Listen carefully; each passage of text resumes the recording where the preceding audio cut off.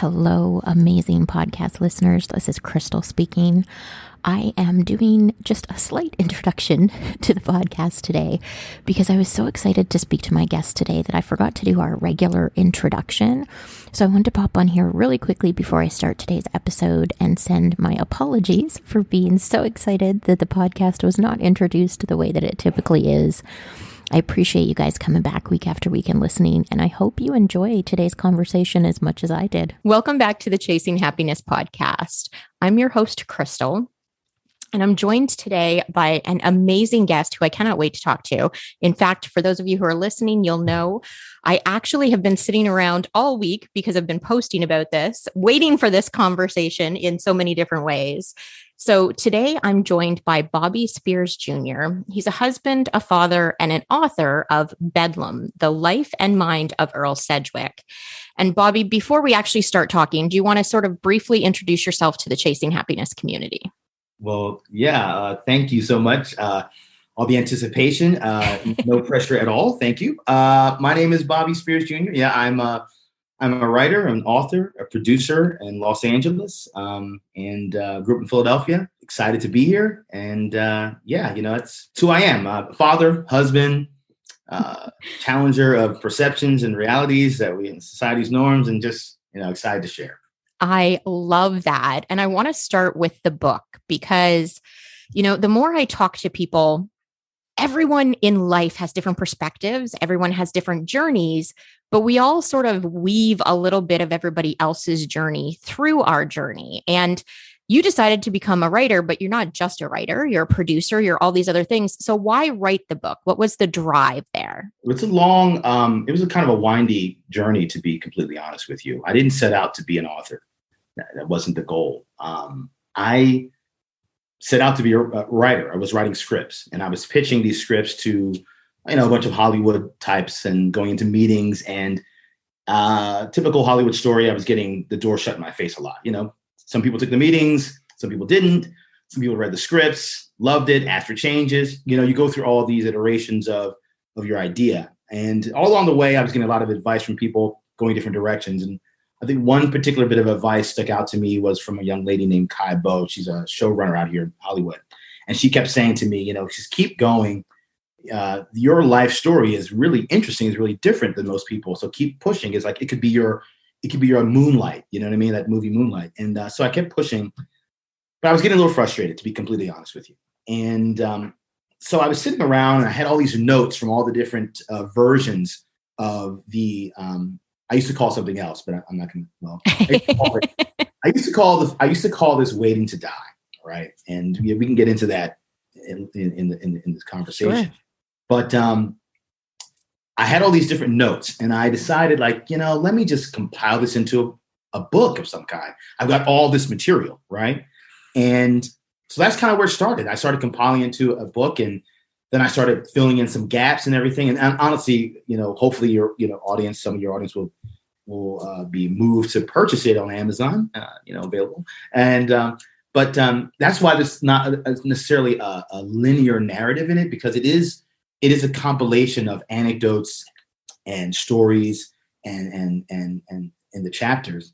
And so that's kind of where that's how it happened. It wasn't really I sat down and said, I'm going to write a book. It was more, I have all this on my chest. I have all this on my mind. I have these 20 plus years of experience in this business, and I've seen and experienced all these things. And I really feel like I need to share it. It was like kind of bursting out of me. And so it was all these notes. I cobbled them together. And honestly, it was funny. I sent it to a lot of different publishers. During the pandemic, one particular guy called me back and said, hey, I moved from New York to Miami, and my girlfriend was going through my notes and my laptop, which that's a whole other conversation. I've been married 21 years, and my wife has never gone through my laptop. Thank goodness. But he said, she went through it and she read Bedlam, which at the point in time I changed the name. And he said she loved it and he wanted to publish it. And I was shocked, honestly. I had really no idea that anybody would want to publish it. So that's kind of, to answer your question directly. Sorry, I tend to ramble.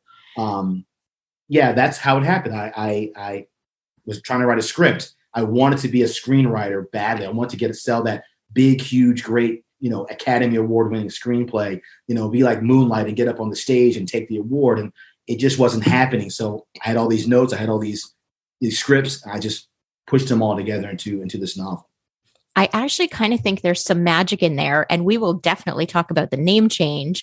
And of course, for everyone listening, I will post links on how you can purchase the book in all of the show notes. But I think there's magic in that because we all as human beings have goals, whatever they happen to be. And sometimes, especially when you're consistently hitting a wall, whether that wall is people not wanting to take a meeting with you or taking a meeting and then never contacting you again, whatever it happens to be, it can be really deflating emotionally. And you took that experience and rather just saying, okay, fine, I'm going to throw it out. I'm going to walk away. I'm going to do something different. You said, what can I do? It may not be exactly the same, but how can I adapt this to try to get that out there? And I think that's a magical lesson for everyone listening. So let's talk about the name change. Go ahead. We'll talk about the name change. Well, Waiting to Die was, based on, okay, so as your audience will come to realize, I did own and operate a mental health facility myself, honestly, for 20 plus years. And, Waiting to Die was the reason why I wanted to name it that was because, some people look at these people in these facilities as if they're just kind of like houseplants and they're just sitting there. I was kind of doing a play on the name, whereas, yes, you could view them in that way, but honestly, a lot of us are living in that manner. Sure. A lot of us are just going through the motions of life. And so while Waiting to Die was, the surface meaning for most people, I guess, would be the residents of that home that I was building the script around. In reality, it was the main character. He was the one who was just waiting to die. He wasn't really actuating his life. He wasn't fulfilling his potential. And so he was waiting to die. When the publisher got a hold of the manuscript, he was like, listen, I understand what you're going for. Sure. However, that's not quite going to grab audiences and, it's going to kind of turn people off. It sounds really dark. And this is, it's going to be a dark comedy kind of book. So when I sat around thinking, Bedlam is, it has a double meaning. Bedlam is the frenetic chaos that goes on. And as well as it's in older times, it is the name of facilities that house mentally disabled people. Right. So it kind of has this double entendre situation. So that's where the name change came in. Yeah. So you touched on something that I think is important, and I want to chat with you a little bit about because you do have so much experience in the mental health field. And that's a lot of us don't necessarily look at our lives from a mental health standpoint. We're just sort of, making it to the next day. We're surviving whatever is in front of us, but we're not actually thriving as human beings because we're not talking about everyday mental health struggles. We're not talking about the journey of being human and how complex that can be, the light and the dark of all of it. So based on your decades of experience, if you could suggest one thing to people, one thing, or maybe more than one thing, whatever you're comfortable with, to help people reevaluate sort of where they are in their life and how they can make a change for the better, what would that be? I think that, it's as you said in your question, it's a really, really complicated subject. So I think that if I were just to kind of start talking off the top of my head, the first thing that comes to mind is the people's fixation with lack. I think that we as a society, specifically today with like social media pushing norms on us that aren't necessarily ours and come from inside, we are overtly or overly concerned with lack, what we don't have. And I think that's a serious issue. And I think that's the first thing people need to address is being overly concerned with what they don't have and what they not achieved. We as a society and people in general, we are looking for affirmation, confirmation, adulation, all these outside factors to make us feel better, to make us feel like we're accomplishing things, to make us feel like we are something, Right. And I kind of tell my children this, when you're feeling bad or something makes you feel bad or somebody else makes you feel bad, you're giving them power, because if they're the ones who are making you feel bad, then they have the power to make you feel good. Right. So what I'm trying to say is that your happiness, your solace comes from inside. that word your, these feelings are your feelings. You know what I mean? They're just that, they're yours. And so when we look at other people, what they have, material possessions and quote unquote success, are that we feel like we have a lack. And so I guess my suggestion to people is to really value what you bring to the table and pursue that vigorously. And it doesn't have, for me, I felt I had a story to share. I felt I had a lot of stories to share. I had a lot of reasons for wanting to become a writer, okay? Become a producer, become a creator. That may not be everybody else's path, and that's absolutely fine, right? I also find immense joy in being a father. I love my children. I love mentoring them. I love shepherding them. And if I never shepherd another child or another person in this world, that's okay. Right. That's okay. So I guess, I ramble a bit. No, you're fine. But my point is that we have to stop focusing on that old adage, the glass half empty. Your glass is totally half full, and if you lean into what it is that you're passionate about, what you're good at, the gifts that you've been given, you'll be happier. You absolutely will be happier, and it may be a struggle, but like when you're getting up in the morning and you're fighting through some of the obstacles that will inevitably be put in your path, you'll be happier because if you have 10 obstacles, you get over 3, you're getting one step closer, to doing exactly what it is that you're put on here to do, I guess that's my rambling advice for most people, I love it, actually. And I love it for a couple of reasons, because we tend to, as you said, live in this world where it's almost like an instant gratification thing. If there's this thing that comes up in front of me and I can't solve it right now, then it's not worth trying. So I'm going to move on to something else. Or if I can't have it today, I'm not going to worry about it because the struggle is too hard to get it 3 days down the road or whatever it happens to be, right? And so I think what you have told people is really great, because it's a great reminder not only of we as human beings are just going to struggle. It doesn't matter when, it doesn't matter where, something is going to be a struggle. And if you're not passionate about what you're doing, you're not going to want to overcome those hurdles and move further down the path. So I think that's fantastic.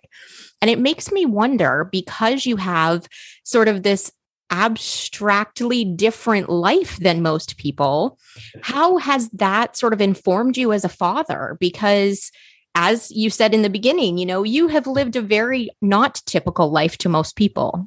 Oh, wow. How's it for me as a father? I feel like my experience, growing up in the mental health industry, running a mental health business at such a young age, and seeing some of the end of life before most people probably saw or even conceived of the end of life. Seeing people pass away when you're in 2nd and 3rd grade, not just seeing them, like you're the one who finds them, that kind of thing. I think what it did is it kind of sent it home to me that this is a finite experience that we're all going through. And like you said, yes, life is full of struggle. Rich people are struggling, famous people are struggling, poor people are struggling. Everybody's got their own issues.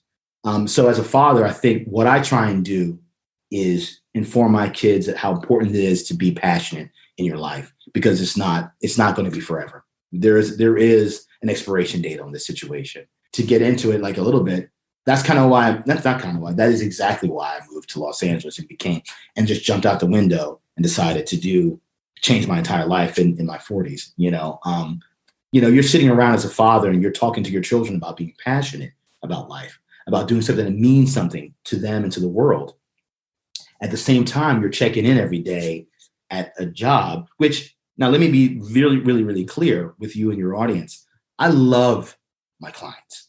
Okay. Love them. Absolutely love them. I love my staff. Absolutely love them. Okay. And I think that in many, many ways, I was really good at the job, because I really do have an empathy for those people and for my staff, et cetera, right? But at the same time, I felt like I was not actually doing something that was ingrained in me, I was born with, okay? So as a father, I'm sitting there telling my children, be passionate about your life. Follow your dreams. It doesn't matter how much money you make. It doesn't matter how much. And I'm sitting there just collecting checks, dealing with, issues, etc. I'm doing a pretty good job of it, but I knew there was something inside of me that wasn't there. So I felt like I had to, we do tell our children to do as I say, not do as I say, not do as I do. I'm not trying to say, but I didn't want to do that anymore.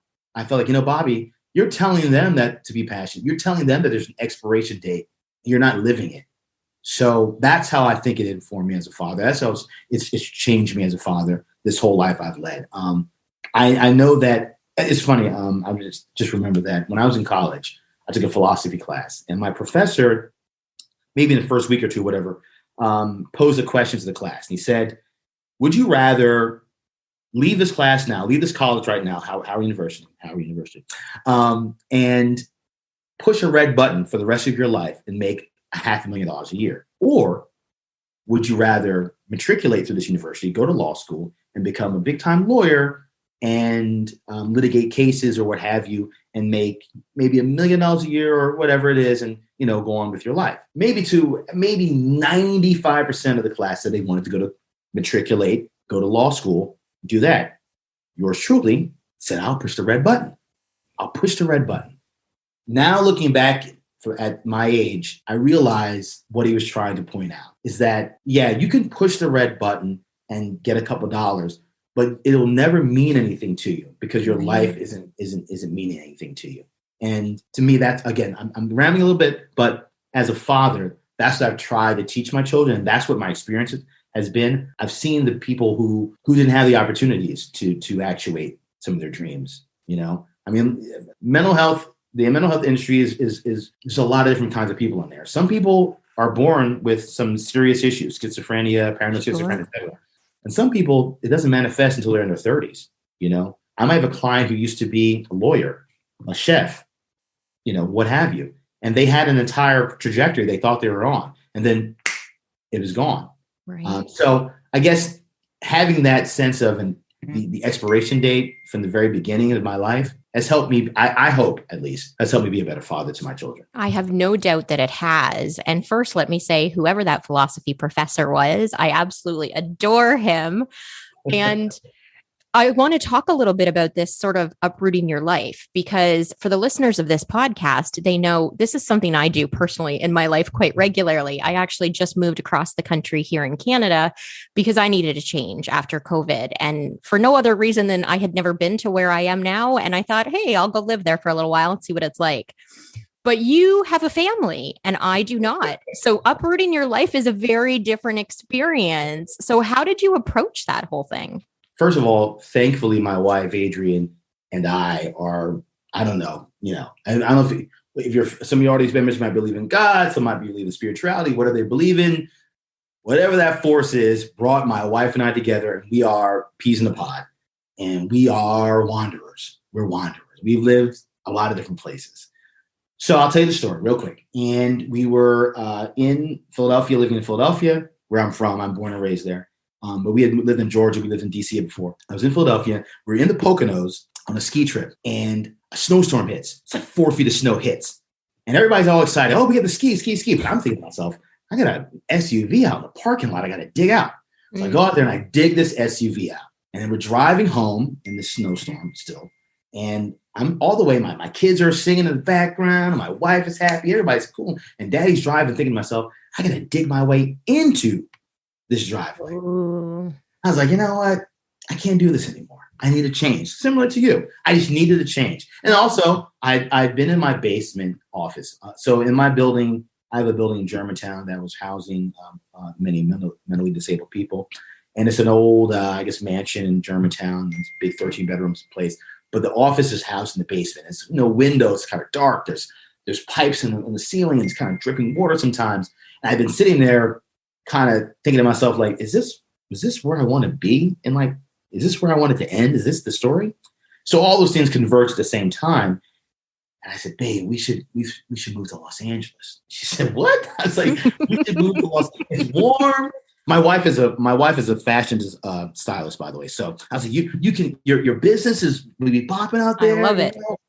Our business, thankfully, we're blessed that our business is able to support us to move there. Like, we could do it. And so we jumped out the window, which is one of my favorite things.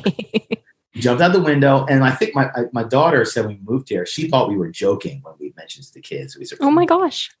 And my daughter, I'm this is a bad dad move right here. I'm gonna shame myself. She was in 7th grade, and as many people will know that pubescent, adolescent children it's tough. Girls probably even way tougher than boys. So my daughter, I picked her up out of Philadelphia area, out of Ardmore, the suburb, and dropped her off into Culver City in the Los Angeles area. She didn't know anybody.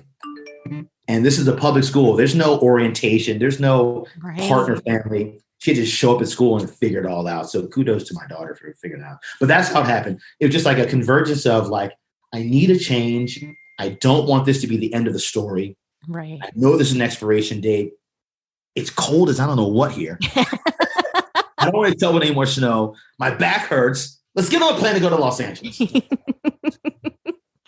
I love that. I love that for so many reasons. One, because I am consistently trying to escape the snow. I live in Canada, so you kind of can't really get away from it, but I am consistently doing the same thing in just different ways. So I kind of love that. And I love that you guys made this huge change knowing that you were blessed enough to have the support to be able to make the change, but also that you were resilient enough to handle whatever happened. Changing schools for your daughter, for example, couldn't have been easy for her, couldn't have been easy on you guys watching her go through that transition, but you found a way to navigate it. And I'm guessing she's thriving now. She's doing great. She's a senior in high school now. Very proud of her. She got accepted to her first choice school, which is Pace University. Awesome. She's moving back across the country. So we've raised wanderers. My son is in Seattle at University of Washington, and my daughter is only applying to East Coast schools. She got into Pace, she got into SCAD, and she's applying to a bunch of East Coast schools. But she's doing very well now. It was tough sledding for a second though. It did test us as parents and myself as a father.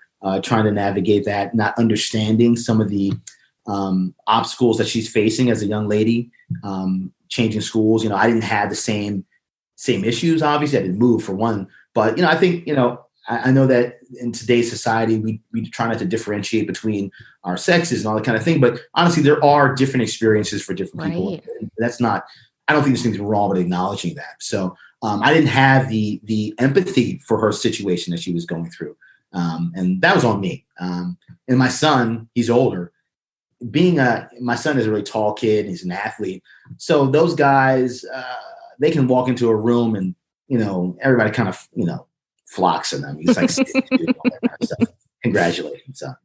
But, so it was a different experience for him, so, it was tough to navigate, but I really believe in family and really serious about it and love them to death. And thankfully, we're a really tight, close family, the four of us, we're Spears Fam 4. So hopefully it helped them. I will say this. I think all of us as parents, we do our best, all right? There's no instruction booklet. When your child is born, you have no clue what you're doing. Right. A lot of children do not understand that you are watching your parents grow up as you grow up. You have no clue that they don't know what they're doing. Right. And despite our best efforts, a lot of our children are going to end up complaining about the way we parented them, either to their friends, on somebody's couch, or on a podcast. Sure. Sure.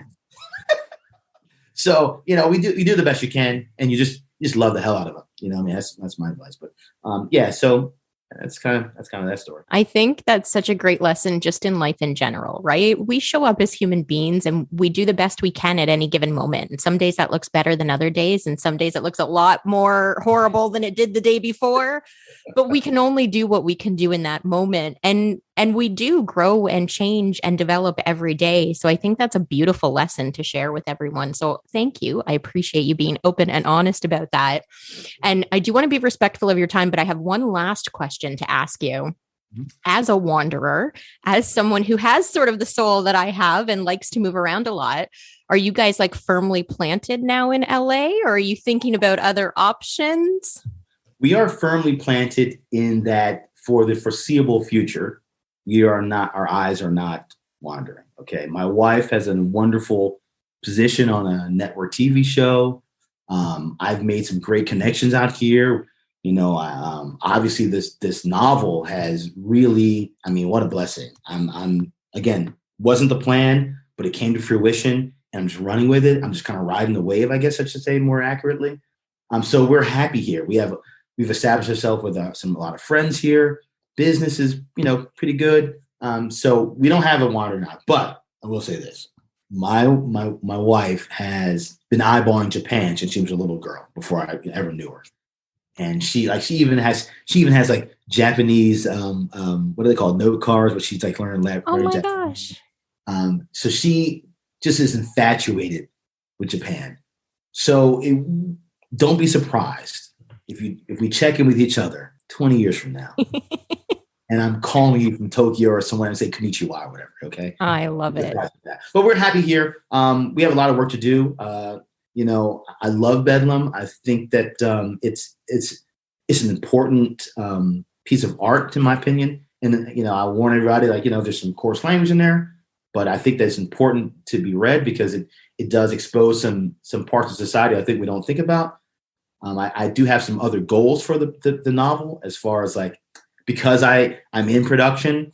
I've been meeting with certain people about maybe optioning it as a film or a television show. Awesome. So thank you. So I have a lot of goals for that work. But again, 20 years from now, Costa Rica, Japan, you never know where the Spears couple will be. You don't know. I love that. Well, if the book or anything else that you ever do produces something and you want to come back on, I am happy to have you. This has been the best conversation I've had all week. I absolutely adore you. And you sort of speak to my soul. So I know you're kind of going to speak to the soul of some of the listeners. So before I let you go, is there anything you'd like to sort of leave us with? Well, I just recommend everybody to, make sure you take your power back. Your feelings are just that. They're yours.